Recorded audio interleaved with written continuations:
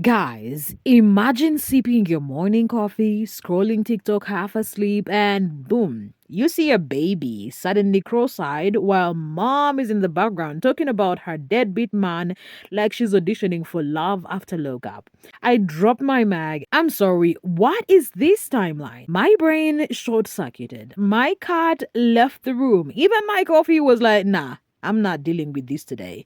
My neighbors probably had me yell. This wasn't just a scroll stopper, it was a full body pause. Jaw on the floor, secondhand embarrassment, and genuine concern mixed into one big chaotic cocktail. Let me set the scene properly. Stephanie, aka Resilient Jenkins, the motel queen herself. She's juggling kids, a man who genuinely thinks PS5 is a career path, and a social media empire built entirely on oversharing and rage baiting. This isn't just content, it is a circus act at this point. It's motel moves, messy rants, and monetized meltdowns rolled into one brand. And now, out of nowhere, viewers are like, wait a minute, did baby Monova's eyes just cross on camera? That is not something you scroll past. That's a stop, the scroll, gasp out loud, text your friend type of moment. And instead of saying, doctor's appointment booked, we're on it, Stephanie goes, but let's talk about Drew. Girl, the audacity jumped out and did a backflip. It was like she took the internet's concern, threw it in the trash, and pulled out a Drew defense monologue instead. In the most recent Resilient Jenkins video,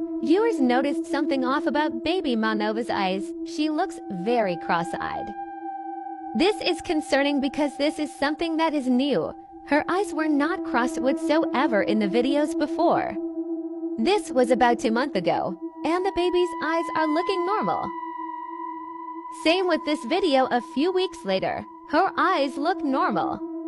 Now here is a side-by-side comparison. Something happened very recently that caused the baby's eyes to completely change.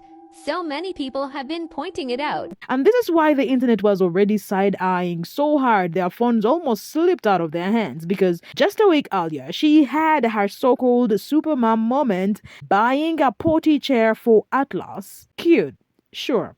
We were almost like, okay, maybe she's trying, maybe she's turning a corner, maybe she's about to finally start giving mom who's got it together vibes. Then you remember the context. This was right after clips of her allegedly cussing out her oldest for not babysitting the baby like some unpaid nanny. And right after people noticed her daughter suddenly rocking a mystery bald sport that magically disappeared under a rushed hairstyle, it was giving damage control more than growth. So the audience is already like, we've seen this arc. They've watched this movie before, and spoiler alert, it never has a happy ending. Then, plot twist, the baby's eyes cross. Not once, not fleeting, but visibly, repeatedly in different angles. Cue the collective gasp. Cue the comment section meltdown. Cue everyone playing WebMD in real time, typing out possible conditions like they're on Grey's Anatomy, and cue the audience going from mildly amused to deeply concerned in seconds flat. People are in group chats screenshotting the clip.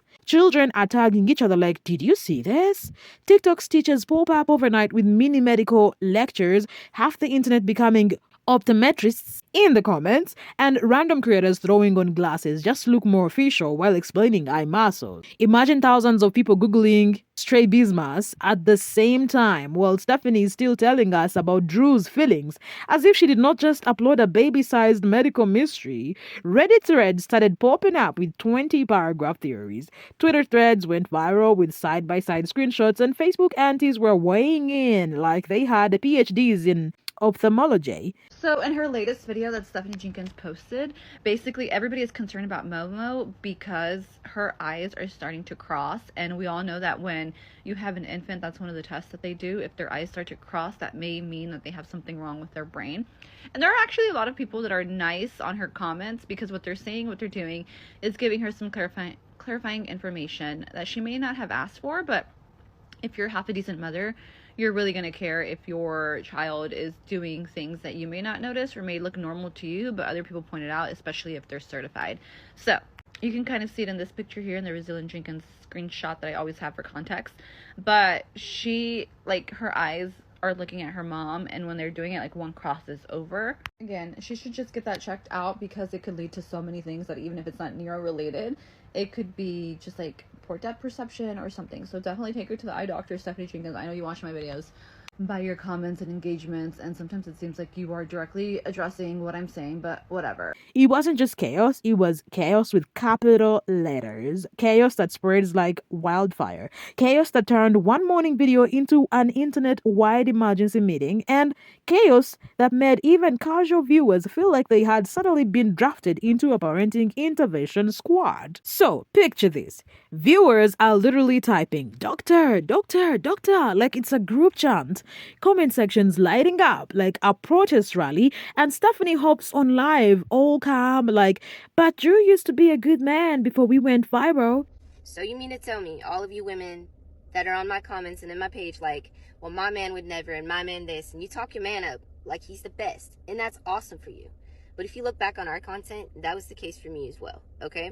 Because that really was how it was going down. Drew and I were doing things cohesively, and it was working. Tell me, those men that you're talking about, as soon as they hit a wall where mental state declines, or they stop being the man that supposedly you like to talk up, you're just gonna give up just right then? The man that you so much supposedly love that much, you just give up on?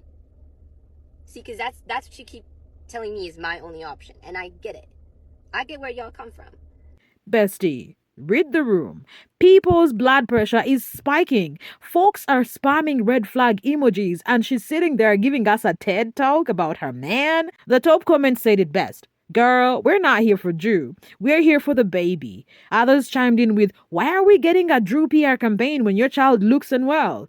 And somebody called CPS because clearly mom's priorities are upside down. Honestly, rate that audacity from 1 to 10 because I'm not giving it an 11, maybe even a 12. We're being generous. She's turned what looked like a pediatric emergency into a couples therapy live stream. People came for an update on the baby's health, left with Drew's redemption arc, and felt like extras in a reality show they never agreed to be a part of. This is not the brand deal anyone signed up for. It is the bait and switch of the century. Now she starts spinning this whole mental decline defense for Drew. Like, would you leave your man if he hit a wall? It's for me to decide if I see the change within that man. And I'm trying to say this as like respectfully as I can without stepping on too many toes, but it just don't make no sense to me, because if you really do stand by your man, you would go through a couple hard struggles with him before you just leave. You would actually go through some tough times, because those are bound to happen when you spend a lifetime with a person. Ma'am, your kids are sleeping in motel floors while he's out here treating Call of Duty like it pays rent? Be serious. Every time she calls this man husband, I lose a brain cell. The actual husband is still in jail, by the way. Oh, and let's not forget, she claims Drew blocked family fan trips because he's a just-in-case money guy. It's these things that I have ideas like urban air, bro. That shit would have happened if he would have just listened to me about the finances. But he's so save it for an case, for an in case, save it for in case. And it's like, bro, can we just have the memory and then make the money? That's how I am. I'm like, especially if we do this gig work thing daily, and we could do it literally all day while the kids are at school. Just in case what, Drew? The PS5 store runs out of skins? Just in case the Wi-Fi bill asks for child support? The math does not add up. The excuses are filmsier than the motel pillows. And let's be real, this isn't the first time she's prioritized Drew's narrative over her kids' well-being. Remember the urban air trip?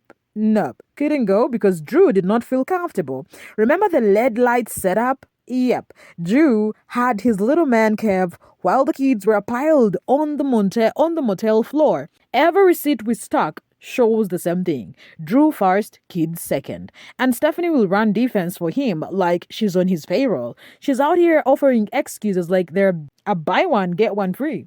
Okay, jokes aside, this is where it gets scary, like actually scary. Another creator, Alita, chimed in claiming Stephanie hasn't taken her kids to the doctor since 2021. Allegedly. That's not quirky, that's not alternative lifestyle, that is straight up dangerous. Think about it. 4 years of no official checkups, no shots, no growth charts, no nothing. That's not edgy, that's neglect. Sometimes I really feel like doctors they just don't care about helping, because like I straight have never had bronchitis. This is my first time, and I don't know. I read like 4 different things they could have done to just help me, but this guy that told me, the doctor that I went to urgent care and he just had this like really condescending attitude, and he's like, "Oh, without a doubt, I know what you're dealing with bronchitis," and just more or less just show me the door, you know. And I already kind of knew because I've dealt with it before. I've had lots of patients and shit that I've personally worked with. I just felt like I didn't even need to go in there. I really feel like every time I've gone to the doctor lately, that's been the case. Like, I already know what I'm going in for, what they're gonna say, and they don't send me out with any kind of help. So what are they doing? What good are they for? People in her comments were not being haters. They were literally begging her, please get the baby checked. It could be serious. Moms, dads, even teenagers were typing out paragraphs, dropping hotline numbers, tagging local clinics. The internet was practically crowdsourcing a wellness plan for her child while she was live streaming in a motel. And instead of a calm, appointment scheduled, thanks for caring, we get a flex, not a doctor's visit, not a medical receipt, earbuds. She posts her $200 earbuds like that's a flex when your baby's eyeballs are doing the cha-cha. Who does that? It was giving let me distract you with shiny things energy, like if she webbed them around long enough people would forget the whole baby health crisis. Instant Ike. Permanent Ike. Oh my God, bro. Oh, hell no, man. What the fuck, man? Get your ass on, boy. You get your goddamn ugly ass on. The optics were so bad it felt like parody. You cannot convince the internet that earbuds are priority over pediatric healthcare. That's not math, that's delusion. That's clown algebra. That's calculus taught by a circus clown riding a unicycle while juggling excuses and blowing bubbles. And the public is not buying it. In fact, people got angrier. Comments flooded like sell the earbuds, buy a checkup. You can't wear earpods to your kid's funeral. And priorities, mama, priorities. Some even joke, is she waiting for the earbuds to cure the baby? The backlash was loud, brutal, and deserved. The kind that kept snowballing for days with memes, stitches, and non-stop dragging. And when she finally addressed the baby, she got defensive, and not in a calm way. In a full-on, ranty, arms flailing, let me school the haters kind of way. She pulled the privacy HIPAA card. HIPAA? Girl, unless you got a stethoscope, a patient chart, and a medical degree, I don't know about HIPAA. HIPAA does not apply to your TikTok live. The audience wasn't even asking for lab results. They just wanted to know if the child had been seen by a professional. Then she tried to soften it with this claim that both she and Drew have wandering eyes. Newsflash, nobody has ever noticed that. Suddenly, it's genetic? That's like saying the PS5 addiction is hereditary too. Or that motel hopping is a family trait. I've recorded this quite a few times, and actually not in the bathroom the first couple of times, but that's okay. But I just feel like it just keeps coming off a little more disrespectful than I wanted to, and I'm really not about that. I'm really not trying to step on any toes when I say this, but respectfully, it's none of your business what's going on with my kids and their medical stuff. I really don't get why everybody keeps prying at that, okay? I am well aware that my 7-month-old's eye crosses, and she will get the medical treatment she needs for that. Will all of you guys be updated on that? No, because it's none of your business.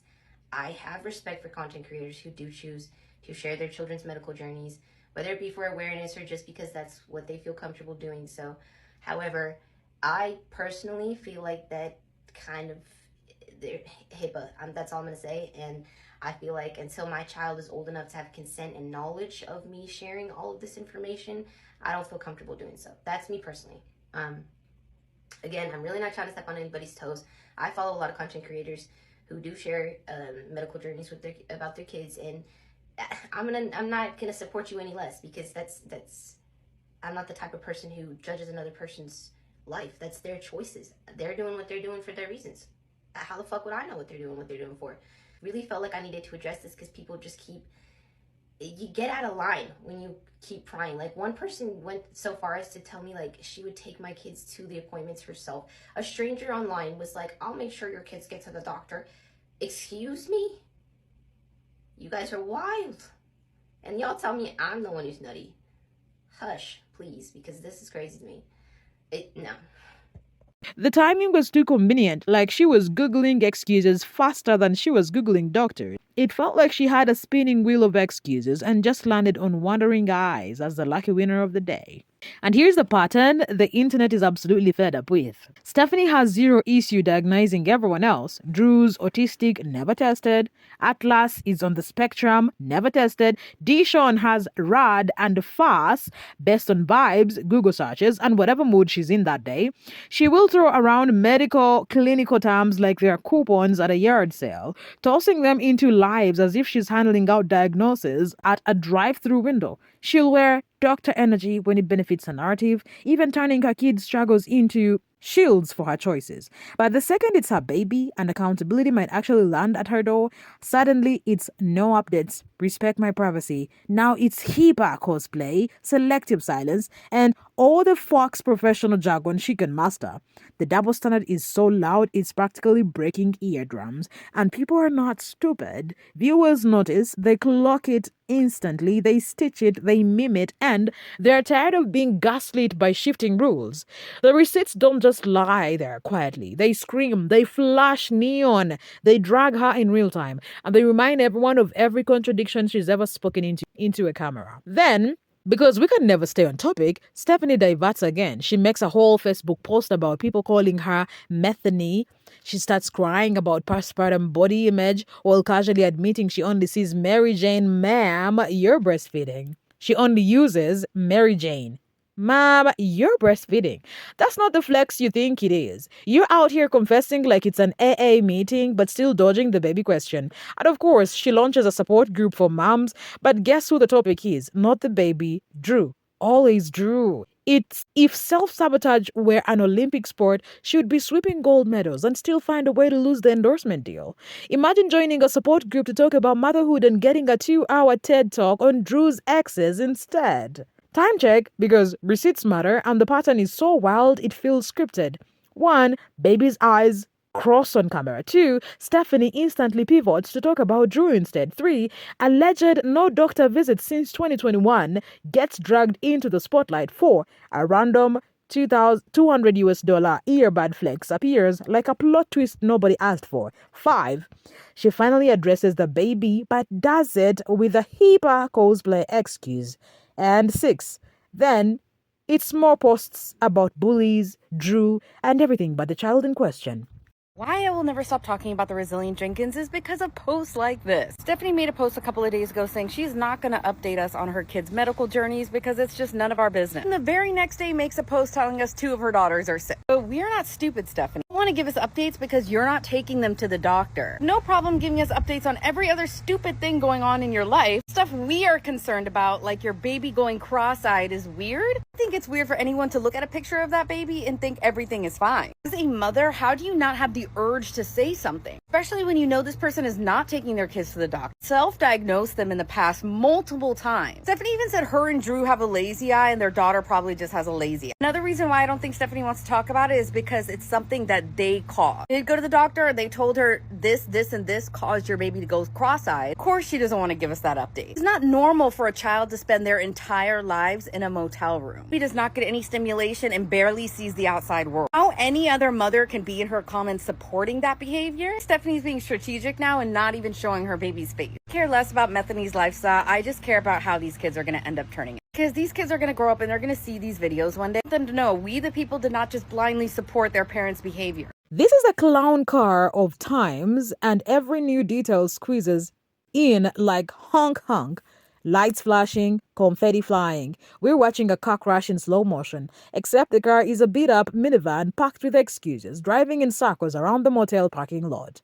Each stop along the way makes it messier, like a sitcom marathon that never ends. It's the kind of timeline that makes you wonder if parody accounts are even necessary when reality is already this absurd, because, honestly, you could not script it funnier or scarier if you tried. And the peak moment, the one that made me yell at my phone, is realizing this baby could actually need urgent care while mom is busy rage posting about nicknames. Like, this is not quirky content. This is a real life with real kids in real danger. It is funny until it isn't, and we flew past that stop sign like 10 exits ago. At some point, the jokes stop landing and the worry sets in. People in the comments are typing paragraphs, begging, pleading, throwing out every kind of medical tip, like they're trying to keep the child safe through Wi-Fi. When your entire audience is pleading with you to call a pediatrician, that should be the wake-up call. But instead, we got another Facebook sob story, complete with vague captions and victim-tone paragraphs. It's exhausting.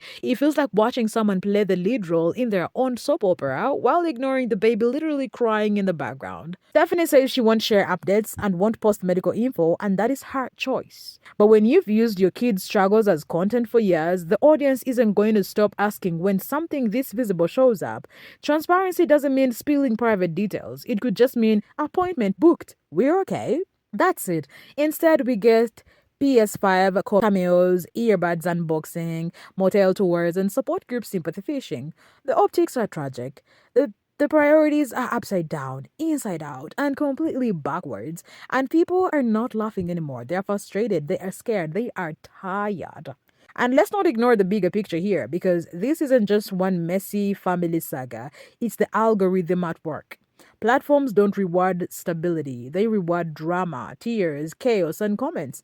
The angrier the audience gets, the more clicks roll in, the more incentive creators like Stephanie have to double down on dysfunction instead of cleaning it up. As long as people comment, click, and rage share, Stephanie's incentive is to keep fueling chaos like it's gasoline on a bonfire. Which means the actual kids, the ones who never asked for this, never signed release forms, never begged to be a part of content, are reduced to props in a soap opera no one subscribed to. Real talk.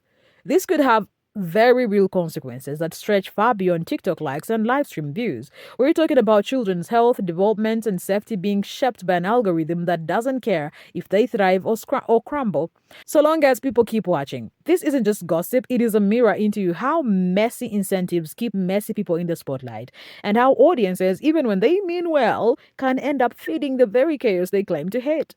And unfortunately, at the end of it all, it's still the kids paying the price every single time. Anyways, guys, chaos summary. Sudden baby eye change, Drew still the main character, earbuds flex, HIPAA cosplay, Motel Shuffle Part 78, Facebook sub posts, support groups nobody asked for, and a community stuck between genuine concern and total exhaustion. Would you accept no update if the same mom was diagnosing everyone else live? Exactly. It's the clonery for me. Be nice, drink water, and for the love of all things holy, somebody swap Drew's PS5 controller for a pediatrician's business card. Or better yet, unplug the PlayStation until the baby sees an actual doctor. And if Stephanie won't listen to strangers on the internet, maybe the algorithm itself should stage an intervention. Bye.